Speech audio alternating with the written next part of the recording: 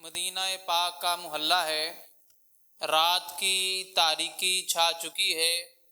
جس کے اندر چند اشخاص ایک شخص کو قتل کرنے کے ارادے سے نکلتے ہیں۔ یہ وہ شخص ہے جو تلوار سے جنگ نہیں لڑتا بلکہ اپنے الفاظ سے جنگ لڑتا ہے۔ سوال یہ کہ اس شخص کو آخر کیوں قتل کیا گیا، اور کعب بن اشرف یہودی کا قتل اسلامی تاریخ کے اندر اتنا دلچسپ اور فتنہ انگیز کیوں رہا ہے، اس کے اوپر گفتگو کریں گے۔ کعب بن اشرف اصل میں یہودی تھا، اس کا باپ عرابی ہے، لیکن یہ شخص اس کے باپ سے قتل ہو گیا تو اپنا علاقہ چھوڑ کر یثرب کی سرزمین پر آیا، بنو نذیر کا حلیف بنا، وہاں پر اپنا کاروبار کیا، اور وہیں کے یہودی قبیلے کے سردار ابو الحقیق کی لڑکی کیلا سے اس کی شادی ہوئی، جس کی وجہ سے جس سے آگے ایک لڑکا پیدا ہوا جو کریل نوجوان ہے، توند اس کی بری ہے، وہ علم و عقل کا منبع ہے، وہ کاروبار اور مال تجارت کے اندر بھی اس کا کوئی ثانی نہیں، اور علم کی دنیا کے اندر بھی اپنا ایک نام رکھتا ہے۔ وہ شخص جب بڑا ہوا، یہودیوں کا بڑے علماء جتنے بھی تھے ان کا بڑا ادب کرنے والا تھا، اور سالانہ ان کو بڑے بڑے وظائف دیا کرتا تھا۔ جب نبی کریم صلی اللہ علیہ وآلہ وسلم مدینہ پاک کے اندر تشریف لائے، یہودی اپنے وظائف لینے کے لیے اس کے پاس پہنچے تو اس نے یہودیوں کے عالموں سے پوچھا، بتاؤ جس آخری زمان نبی صلی اللہ علیہ وآلہ وسلم کا تم تذکرہ تورات کے اندر انجیل کے اندر پاتے ہو، کیا یہ وہی آخری زمان نبی ہیں جن کے انتظار میں تم لوگ یہاں پر آئے تھے؟ تو انہوں نے بیک زباں ہو کر کہا، یہ وہی نبی الزمان ہیں جن کی آمد کا تذکرہ ہم اپنی کتابوں میں پڑھتے رہے ہیں، اور ان کے اندر تمام نشانیاں جو ہیں وہ پائی جاتی ہیں۔ جب اس نے یہ سنا تو سن کر بڑا آگ بگولا ہوا اور کہا، مجھے اپنا مال خرچ کرنے کے لیے اور جگہ بھی ہوتی ہیں، میرے اور بھی مسائل ہیں، میں صرف تم لوگوں کو ہی مال متاع نہیں دے سکتا، جاؤ چلے جاؤ، کچھ نہیں ہے میرے پاس۔ ان کو بھیج دیا۔ جب یہودی باہر آئے، انہوں نے مشورہ کیا، اگر ہماری زندگی کا دار و مدار تو اس کے وظائف کے اوپر چل رہا ہے، اگر ہم اس کے وظائف سے محروم ہو گئے تو پھر ہماری زندگی کا گزر بسر کیسے ہوگا؟ وہ جو تورات اور انجیل کے اندر نبی پاک صاحب الاولاق صلی اللہ علیہ وآلہ وسلم کی عظمت کی ترانے سنتے رہے، سناتے رہے تھے، انہوں نے فیصلہ یہ کیا کہ ہم کعب بن اشرف کے بعد جا کر یہ بتائیں گے کہ ہمیں غلط فہمی ہو گئی تھی۔ ہم نے بڑے عالموں سے پوچھا اور انہوں نے بتایا یہ وہ نبی نہیں ہیں، صرف دنیاوی مال اور غرض کے لیے تورات کی اتنی بڑی حقانیت اور سچائی کو پس پشت ڈال دیا اور سچائی سے منہ موڑ لیا، اور آ کر اسے یہ بات کی تو اس نے ان کی جولیاں بھر کے وظائف عطا کر دیے۔ یہ وہ شخص تھا، اور جب اسے پتا چلا نبی کریم صلی اللہ علیہ وآلہ وسلم مدینہ پاک کے اندر آ گئے ہیں اور ان کی نبوت کا سورج اب تا قیامت اور اس کے بعد کے لیے ہمیشہ ہمیشہ کے لیے طلوع ہو چکا ہے، تو اس نے تلوار لے کر میدان میں آنے کی بجائے اپنے کلام سے، شاعرانہ کلام سے حضور صلی اللہ علیہ وآلہ وسلم کی شان کے اندر گستاخی کرنا شروع کر دی۔ جب یہ معاملہ بڑھتا گیا یہاں تک کہ غزوہ بدر کی فتح کے موقع کے اوپر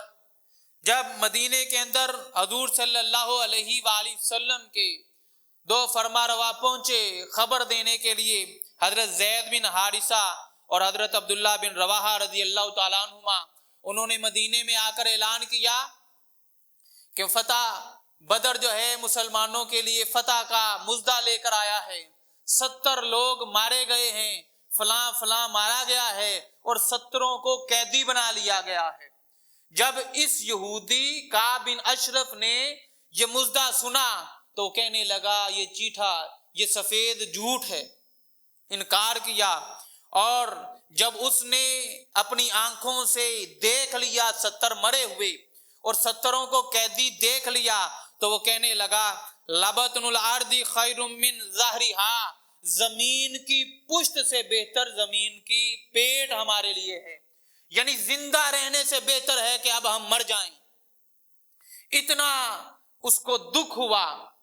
اور اس کے بعد اس بندے نے فیصلہ کیا کہ وہ یہاں سے جائے گا اور جا کر مکیوں کو، قریشیوں کو جنگ کے لیے ورگلائے گا۔ جس نے سفر کیا یہاں سے، مدینہ سے چلا اور مدینے سے جا کر یہ کعبہ کے اندر، مکہ کے اندر پہنچا اور وہاں پر جا کر مطلب بن ابی دعا اسہمی اس کے گھر میں ٹھہرا، اور اس کی بیگم عاتکہ نے اس کی بڑی خدمت کی، اس کے بڑی تواضع کی۔ اس نے حضور صلی اللہ علیہ وآلہ وسلم کی شان میں گستاخی کی، اشعار پڑھے۔ جب اس نے اشعار کہے تو حضور صلی اللہ علیہ وآلہ وسلم نے فرمایا حسان ذرا میرے منبر پر تو آ، میرے دشمن نے میرے مطابق، میرے دشمن نے میرے متعلق برے الفاظ استعمال کیے ہیں، تو میرے منبر پر چڑھ کے میری نعت تو پڑھ۔ حضرت حسان بن ثابت رضی اللہ تعالی عنہ جو ہیں، انہوں نے اس کے مقابلے کے اندر حضور کی شان کے اندر نعتیہ کلام پڑھا، اور جن لوگوں نے ان کو پناہ دے رکھی تھی اس کی مذمت کی۔ جب یہ بات چلی اور مطلب بن ابی دوا اور اس کی بیگم کو پتا چلا کہ حضرت حسان بن ثابت نے ہماری مذمت کی ہے، بڑے شدید الفاظ کے اندر استعمال کیا، اس کا تمام سامان گھر سے باہر پھینک دیا۔ پھر مکے کے اندر کسی شخص نے اس کو پناہ نہیں دی، اس نے اپنا سامان لیا، مدینہ پاک کے اندر آ گیا۔ اب مدینہ کے اندر آ کر اس نے اپنا پیندرا بدلا، اس نے اپنا انداز گفتگو بدلا۔ پہلے تو فقط حضور صلی اللہ علیہ وآلہ وسلم کی شان میں گستاخی کرتا تھا، بے ادبی کرتا تھا، صحابہ کے متعلق بونکتا تھا، اب ازواج اصحاب کو نشانہ بنانے لگ گیا، اور مسلمان خواتین کے اوپر جھوٹی کہانیاں باندھی، جس کی نسبت اس نے اپنی طرف عشق کی لگائی کہ میں تو فلاں عورت سے بھی عشق کر چکا ہوں، فلاں سے بھی کر چکا ہوں۔ جب یہ حد سے برا تو مجلس لگی ہوئی ہے، حضور صلی اللہ علیہ وآلہ وسلم کے اس شاک پروانہ وار حضور کے جانب جمع ہیں، ہر ایک شمع کے گرد جیسے پروانہ اپنی جان کو فدا کرنے کے لیے تیار رہتا ہے۔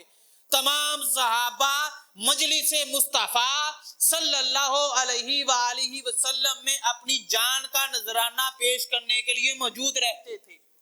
مجلس مصطفیٰ لگی ہوئی ہے، شاعر نے نقشہ کھینچا، وہ کہتا ہے جب حسن تھا ان کا جلوہ نما انوار کا عالم کیا ہوگا، ہر کوئی فدا ہے بن دیکھے تو دیدار کا عالم کیا ہوگا، قدموں میں جبیں کو رہنے دو چہرے کا تصور مشکل ہے، جب چاند سے بڑھ کر ایری ہے تو رخسار کا عالم کیا ہوگا، ایک سمت عمر، ایک سمت علی صدیق ادھر، عثمان ادھر، ان جگمگ جگمگ تاروں میں مہتاب کا عالم کیا ہوگا۔ حضور کی مجلس لگی ہوئی ہے اور حضور کے اس شاک پروانے کی مثل اس شمع عشق کے اندر اپنی جان کو فدا کر چکے ہیں۔ حضور صلی اللہ علیہ وآلہ وسلم نے ارشاد فرمایا کہ کون ہے جو کعب بن اشرف سے ہمیں نجات دلائے۔ وہ کعب بن اشرف ہمارے متعلق ہرزہ سرائی کرتا ہے۔ اس وقت بنی اوس کا ایک کریل نوجوان جو ہے وہ کھڑا ہوا، جس کو اللہ نے عقل بھی عطا کی ہے اور وہ معاملہ فہم بھی ہے۔ محمد بن مسلمہ اوسی رضی اللہ تعالی عنہ کھڑے ہوئے اور عرض کی، انا اتکفل لک بہ یا رسول اللہ، یا رسول اللہ صلی اللہ علیہ وآلہ وسلم، اس خبیث سے میں آپ کو راحت پہنچاؤں گا۔ حضور صلی اللہ علیہ وآلہ وسلم نے ارشاد فرمایا کہ تم اس معاملے کے اندر سعد بن معاذ رضی اللہ تعالیٰ عنہ سے مشورہ کر لو۔ انہوں نے عرض کی کہ یا رسول اللہ صلی اللہ علیہ وآلہ وسلم، اس کام کو سر انجام دینے کے لیے میں کوئی بھی ہیلا بہانہ استعمال کر سکتا ہوں، میں بات کہانی بنا سکتا ہوں؟ حضور صلی اللہ علیہ وآلہ وسلم نے ارشاد فرمایا، تم جیسے چاہو، تمہیں اجازت ہے، بس میرے دشمن سے مجھے نجات عطا کرو۔ اور یہ وہ دشمن ہے کہ جو مدینے سے نکل کر مکے پہلے گیا ہے اور وہاں پر انہیں ابھارا ہے۔ اور جب مکیوں نے، قریشیوں نے اسی دشمن سے پوچھا، بتاؤ کہ تمہارا اس حضور صلی اللہ علیہ وآلہ وسلم کے متعلق پوچھا، بتاؤ حضور صلی اللہ علیہ وآلہ وسلم کے متعلق تمہارا کیا خیال ہے، وہ افضل ہیں یا ہم افضل ہیں؟ حالانکہ ہم کعبے کے متولی ہیں، حاجیوں کو پانی بھی پلاتے ہیں، روٹی بھی دیتے ہیں اور حج کے امور بھی سر انجام دیتے ہیں۔ ہم افضل ہیں یا وہ افضل ہیں؟ علامہ بیداوی نے اپنی تفسیر بیداوی کے اندر لکھا کہ اس شخص نے قریشیوں کو جنگ پر ابھارنے کے لیے قریشیوں کے بتوں کے سامنے سجدہ کر دیا۔ تھا خدا کو ماننے والا، حضرت موسیٰ علیہ السلام کی تورات پر ایمان رکھتا ہے، انجیل کو ماننے والا ہے، لیکن بغض اس قدر بڑھ گیا کہ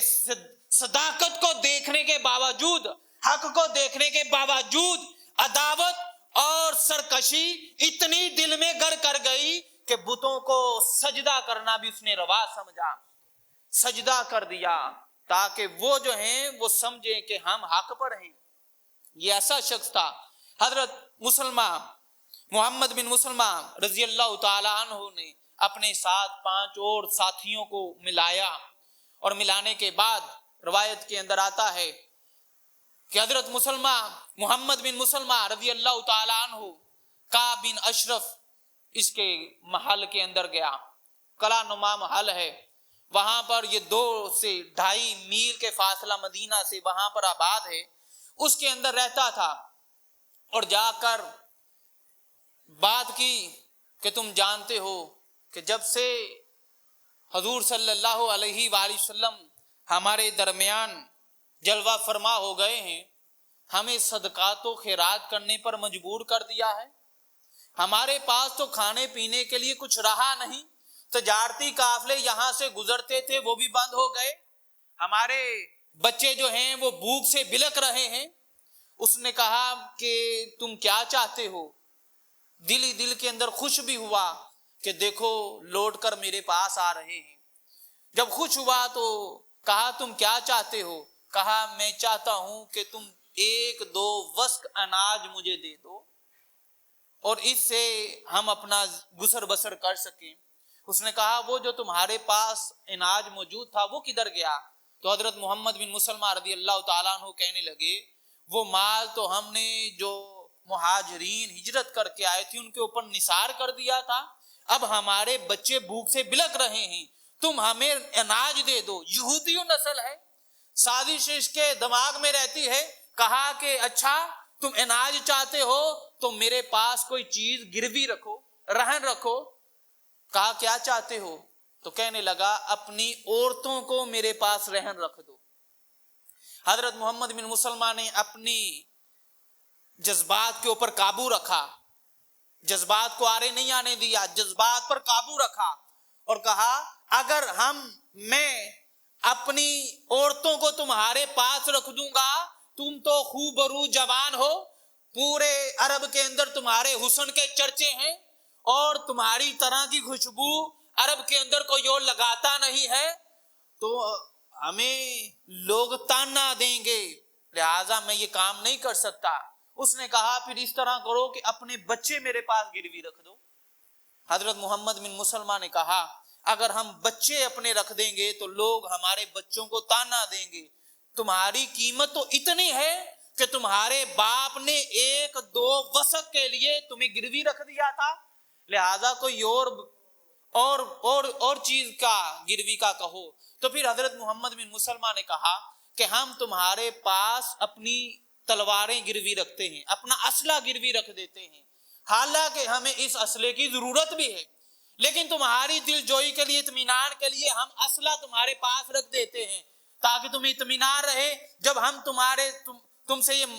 غلہ تمہارا واپس لوٹا دیں گے اپنا اسلحہ لے لیں گے۔ یہ اسلحہ رکھنا حضرت محمد بن مسلمہ رضی اللہ تعالیٰ عنہ کی ایک حکمت تھی، اس لیے کہ جب میں اسلحہ لے کر آؤں تو کعب بن اشرف کو کسی قسم کا شک نہ ہو۔ پھر ساتھ ہی ساتھ یہ بھی بتا دیا میرے ساتھ چند اور ساتھی بھی موجود ہیں جو تمہارے سے غلہ لینا چاہتے ہیں، اگر چاہو تو وہ بھی آ جائیں۔ اس نے کہا ٹھیک ہے، انہیں بھی کہو کہ ہتھیار لے کر میرے پاس آ جائیں تو ہم تمہیں جو ہے وہ غلہ دے دیں گے۔ رات کی تاریکی ہے، حضور صلی اللہ علیہ وآلہ وسلم اپنے ان جان نثاروں کو جو حضور صلی اللہ علیہ وآلہ وسلم کے ہاتھ پر اپنی جان کا نذرانہ پیش کرنے کے لیے جا رہے ہیں، حضور بقیع کے مقام پر ان کے ساتھ آتے ہیں اور آ کر انہیں دعا دیتے ہیں، انہیں رخصت کرتے ہیں۔ ادھر حضور اپنے اس شاخ کو رخصت کر رہے ہیں، ادھر حضور مسجد کے اندر مصلی امامت پر کھڑے ہو کر اللہ کے حضور اپنا سر سجدے میں رکھ دیتے ہیں، نماز پڑھنا شروع کر دیتے ہیں۔ حضرت محمد بن مسلمہ، ابو نائلہ اور دیگر ساتھی جو ہے وہ کعب بن اشرف کے باہر گئے۔ رات تاریک ہے، 14ویں کا چاند چمک رہا ہے اور 14 ربیع الاول کا چاند ہے، رات تاریک، اور اس کی نئی شادی ہوئی، اپنی بیوی کے ساتھ بستر کے اندر لیٹا ہوا ہے۔ ابو نائلہ نے باہر کھڑے ہو کر ندا دی، اے کعب بن اشرف باہر آؤ، ہم تم سے ملنے کے لیے آئے ہیں اور تمہارے پاس اپنے ہتھیار رکھنا چاہتے ہیں۔ اس نے لحاف اٹھایا، باہر آنا چاہا، جب باہر آنا چاہا تو اس کی عورت نے، بیوی نے کہا تم ہر وقت جنگ کی حالت میں رہتے ہو اور تمہارا اس وقت باہر جانا اچھی علامت نہیں ہے۔ اس نے کہا یہ میرا دودھ شریک بھائی ہے، رضائی بھائی ہے، اور ایک میرا رضائی چچا لگتا ہے، یہ تو میرے اپنے ہیں۔ اور مرد وہی ہوتا ہے کہ جسے نیزوں کی طرف بلایا جائے تو وہ جان کی پرواہ نہیں کرتا، اپنے آپ کو نیزوں کی نوک پر بھی رکھ دیتا ہے، لہٰذا میں جاؤں گا۔ جب اس نے یہ کہا تو اس کی بیوی نے کہا کہ یہ جو آواز باہر سے آ رہی ہے، بخدا اس آواز سے خون کے قطرے ٹپک رہے ہیں۔ ارے ابو نائلہ بتانا یہ چاہتے ہیں قیامت تک آنے والوں کو کہ جب حضور کی عزت اور ناموس کی بات آ جائے تو پھر آہستہ سے بات نہیں ہوتی، پھر نرمی والی بات نہیں ہوتی، پھر جب نعرہ لگایا جائے نعرہ رسالت، پھر نعرے کے اندر بھی خون کے قطرے ٹپکنے چاہیے۔ دشمن کو پتہ یہ چلنا چاہیے کہ اگر یہ بے ہتھیار بھی ہو تو ان کی للکار سے خون ٹپکا کرتا ہے۔ ابو نائلہ کی یہ بات کو، آواز کو سن کر بیوی جانچ گئی کہ یہ آواز کوئی عام آواز نہیں آتی، اس کے اندر خون ٹپک رہا ہے۔ لیکن وہ چونکہ اپنے آپ کو بڑا مرد سمجھتا تھا، وہ باہر آ گیا۔ حضرت ابو نائلہ رضی اللہ تعالیٰ عنہ آگے ہوئے، ملے، گفتگو کی۔ جب گفتگو کی تو کہنے لگے کہ تمہارے سر سے جو خوشبو آ رہی ہے، ایسی خوشبو پہلے میں نے کبھی سونگھی نہیں، کیا تمہاری اجازت ہے میں اس خوشبو کو سونگ لوں؟ آگے ہوئے، اس نے اجازت دی اور آپ نے اپنا ہاتھ اس کے بالوں کے اندر بڑھایا، جیسے آپ قدر شناس شخص کی قدر کرتے ہوئے، عزت کرتے ہوئے ہاتھ بڑھاتے ہیں۔ ملاقات کرتے یوں اس کے بالوں میں ہاتھ بڑھایا اور خوشبو کو سونگا اور کہنے لگے کیا سہانی رات ہے، 14ویں کا رات چاند چمک رہا ہے اور رات کی اندر یہ خوشبو ان کی فضاؤں کو معطر کر رہی ہے، ایسی حسین رات پہلے میں نے کبھی دیکھی نہیں۔ اور باتوں میں کہا کہ چلتے ہیں کچھ آگے، ایک گھاٹی ہے وہاں پر چلتے ہیں، گفتگو بھی کرتے ہیں، بیٹھتے ہیں، رات کا مزہ لیتے ہیں۔ آگے چلے، کہا میرے ساتھی بھی تمہاری زلفوں کی خوشبو کے قیدی ہو گئے ہیں تو وہ بھی اس کو سونگھنا چاہتے ہیں، انہوں نے بھی سونگھا۔ جب پتا چلا کہ مقام سے ہٹا کر لے آئے ہیں تو حضرت ابو نائلہ رضی اللہ تعالیٰ عنہ نے دوبارہ اس کے سر کے اندر ہاتھ ڈالا، اس کے سر کو بالوں کو زور سے پکڑا اور فرمایا کہ اس اللہ کے دشمن کے اوپر حملہ کر دو۔ یک بارگی سے حملہ ہوا، تلواریں چلیں۔ رات کی تاریکی کے اندر جب تلواریں چلی تو مسلمانوں کی تلواریں آپس میں ٹکرا کر واپس ہو گئی۔ یہ بچا، اس نے چیخ ماری، اس کی بیوی کو خبر ہو گئی کہ میرا خامند مصیبت کے اندر ہے۔ اس نے فوراً بنو نذیر اور بنو قریظہ والوں کو پکارا، جس کی وجہ سے پورے یہودی قبائل کی شمع روشن ہو گئی۔ حضرت کعب بن اشرف کو حضرت محمد بن مسلمہ نے جب دیکھا کہ کعب بن اشرف کی آواز سے یہودی قبائل کے اندر روشنی جل چکی ہے، روشنی چمک رہی ہے، تو انہوں نے اپنا خنجر اس کے ناف کے نیچے مارا اور اس کا کام تمام کیا اور معروف راستے کو چھوڑ کر غیر معروف راستے سے ہوتے ہوئے مدینے کی طرف چلے۔ آپ کے ساتھی حضرت حارث رضی اللہ تعالیٰ عنہ پیچھے رہ گئے۔ جب ساتھیوں نے تلوار چلائی تھی کعب بن اشرف پر تو ان میں سے ایک کی تلوار آپ کے قدم پر لگی،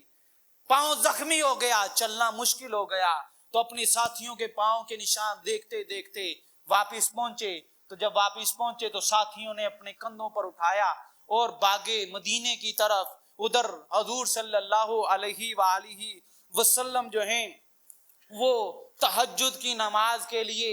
مصلے کے اوپر کھڑے ہیں، نماز پڑھ رہے ہیں۔ ساتھیوں نے وادی کے اوپر چڑھ کر نعرہ تکبیر کی صدا دی، حضور نماز پڑھا رہے ہیں، انہوں نے ندا دی تو حضور نماز کے اندر اللہ اکبر کا نعرہ لگا رہے ہیں اور ان کو خوش آمدید کہہ رہے ہیں، انہیں لبیک کہا اور حضور جلدی سے نماز پڑھا کر مسجد کے باہر آ گئے، اپنے ساتھیوں کا استقبال کرنے لگے۔ وہ ساتھی کہ جو دشمن مصطفیٰ کا سر قلم کر کے واپس آئے ہیں، حضور صلی اللہ علیہ وآلہ وسلم نے فرمایا افلحت الوجوہ، تمہارے چہروں کو اللہ سرخرو کرے۔ اس کے اوپر صحابہ نے عرض کی وجہ کا یا رسول اللہ، چہرہ تو آپ کا ہے حضور، اللہ آپ کے چہرے کو منور رکھے کہ جن کے چہرے سے ہمارے چہرے منور ہو گئے ہیں۔ پتہ یہ چلا کہ جب کوئی عاشق کسی گستاخ کو قتل کرنے کے لیے نکلتا ہے، جب کوئی قاضی غازی علم دین کی شکل میں نکلتا ہے، ممتاز حسین قادری کی شکل میں نکلتا ہے، تو مصطفیٰ دعا دیتے ہیں، اور جب وہ اس گستاخ کا سر تن سے جدا کر کے حضور کے بارگاہ میں آتا ہے تو حضور اپنے چہرے سے پردوں کو ہٹا کر اپنا دیدار کروا دیا کرتے ہیں۔ حضور اپنے اس عاشق کا پھر خود استقبال کے لیے آیا کرتے ہیں۔ حضور نے استقبال کیا، دعا دی۔ حضرت محمد بن مسلمہ رضی اللہ تعالیٰ عنہ نے کعب بن اشرف کا سر حضور کے قدموں میں پھینک دیا۔ حضور صلی اللہ علیہ وآلہ وسلم نے اللہ کی حمد و ثنا بیان کی، شکر ادا کیا۔ میرا وجدان یہ کہتا ہے کہ محمد بن مسلمہ رضی اللہ تعالی عنہ نے اس یہودی کعب بن اشرف کا سر تن سے جدا کیا تو رات کون سی ہے، مہینہ کون سا ہے؟ مہینہ ربیع الاول کا ہے، 14ویں کا چاند چمک رہا ہے، ادھر آمینہ کا چاند چمک رہا ہے، ادھر آمینہ کا چاند کی ابھی برتھ ڈے گزری ہے، ابھی ولادت کا دن گزرا ہے محمد بن مسلمہ قیامت تک آنے والوں کو یہ بتلا رہے ہیں زمانہ بدلے گا، حالات بدلیں گے، طریقے بدلیں گے، آنے والوں تم حضور کا میلاد اپنے اپنے طریقوں سے مناؤ گے، لائٹیں لگا کر مناؤ گے، جھنڈے لگا کر مناؤ گے۔ ہم حضور کا میلاد لائٹیں لگا کر نہیں، جھنڈے لگا کر نہیں، حضور کے دشمنوں کا سر تن سے جدا کر کے حضور کے قدموں میں رکھ کے منایا کرتے ہیں۔ ارے چاہو کہ حضور کا میلاد صحابہ نے کیسے منایا ہے، تو حضور کا میلاد صحابہ نے دشمنوں کے سر تن سے جدا کر کے منایا ہے۔ اور بہت سے لوگوں نے یہ پھر کہا کہ جناب اسلام تو امن کا درس دیتا ہے، حضور اور اہل مغرب نے کہا کہ یہ حضور صلی اللہ علیہ وآلہ وسلم نے نبوت کا اعلان کیا، حضور رسول بھی ہیں، تو ہونے رسالت کے اعلان کے بعد یہ حضور کو زیبا تو نہیں دیتا کہ ایک شخص کو گھر کے اندر سویا اسے بلا کر قتل کروا دیا جائے۔ حالانکہ حضرت عیسیٰ علیہ السلام میں تو یہ حکم دیا کہ جب تمہارے دائیں چہرے پر، گال پر، رخسار پر کوئی تھپڑ مارے تو بایاں بھی آگے کر دیا کرو۔ یہ تعلیم تو انبیاء نے دی، پھر حضور نبی بھی ہیں، رسول بھی ہیں، پھر حکم دے دیا اپنے جانثاروں کو قتل کر دو۔ حقیقت کیا ہے؟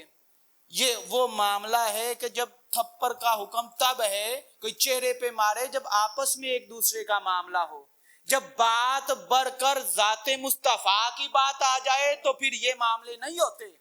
اور پھر وہ شخص وہ ہے جو معاہدے کے باوجود مکہ گیا ہے اور مکیوں کو ورگلاتا رہا ہے جنگ کے لیے، ایسا شخص جو ریاست کے لیے خطرہ ہو،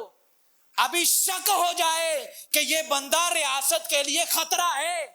جتنی بھی موجودہ ریاستیں ہیں اس بندے کو اٹھا لیا کرتی ہیں،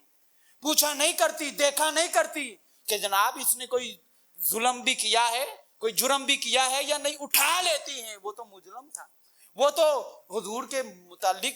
گفتگو کرتا تھا، عرضہ رسائی کرتا تھا، اس لیے یہ شخص جو ہے کسی طریقے میں بھی حضور صلی اللہ علیہ وآلہ وسلم کا خیر خواہ نہیں ہو سکتا تھا کہ جس سے امید کی جائے، اس لیے حضور صلی اللہ علیہ وآلہ وسلم نے اس کو جو ہے وہ قتل کرنے کا حکم دیا۔ اور پھر یہاں پر ایک اور بات بھی سن لیں کہ آج اسی موقع کے اوپر بہت سے لوگ کہتے ہیں کہ حضور کے صحابہ نے میلاد کب منایا، میلاد کی بات ہوئی تو ایک اور واقعہ مختصراً بیان کرتا ہوں۔ حضور صلی اللہ علیہ وآلہ وسلم کو جب پتا چلا کہ یہودی اب سرکش ہو گئے ہیں، اب یہ واپس نہیں آنے والے، حضور صلی اللہ علیہ وآلہ وسلم نے ارشاد فرمایا کہ جس کو جہاں کوئی یہودی ملے اسے قتل کر دو، جہاں یہودی ملے قتل کر دو۔ یہ فرمان سنتے ہی حضور صلی اللہ علیہ وآلہ وسلم کے عاشق محیصہ بن مسعود رضی اللہ تعالی عنہ، ان کا سامنا ایک تاجر یہودی ابن سنینا سے ہوا۔ جیسے یہودی کو دیکھا اس کا سر تن سے جدا کر دیا۔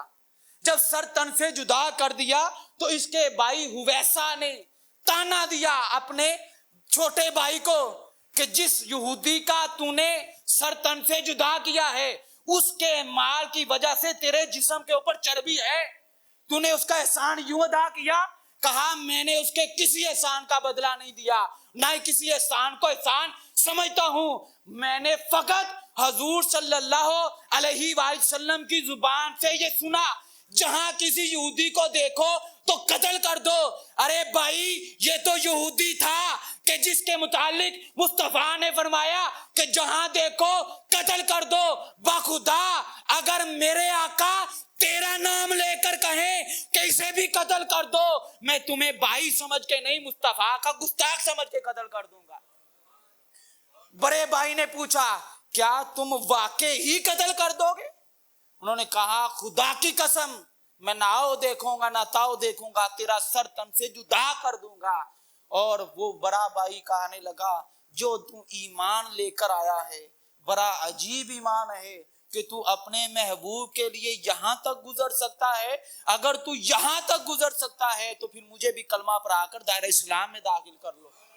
تو یوں صحابہ نے حضور صلی اللہ علیہ وآلہ وسلم کی عزت اور ناموس کے اوپر جو ہے وہ پہرا دے کر حضور صلی اللہ علیہ وآلہ وسلم کا میلاد بھی منایا ہے اور حضور صلی اللہ علیہ وآلہ وسلم کی خوشنودی بھی حاصل کی ہے. یہی وجوہات تھی کہ جن کی بنا کے اوپر کعب بن اشرف کو قتل کیا. اللہ رب العزت کی پاک اور بلند بارگاہ میں دعا ہے کہ اللہ ہمیں بھی ناموس رسالت کے اوپر پہرا دینے کی توفیق عطا فرمائے، جیسے صحابہ نے دیا، جیسے للکارا حضرت ابو نائلہ رضی اللہ تعالیٰ عنہ نے کہ ان کی آواز سے خون ٹپک رہا تھا. اللہ ہماری آوازوں کے اندر بھی ایسی گرج پیدا کر دے. وآخر دعوانا ان الحمدللہ رب العالمین.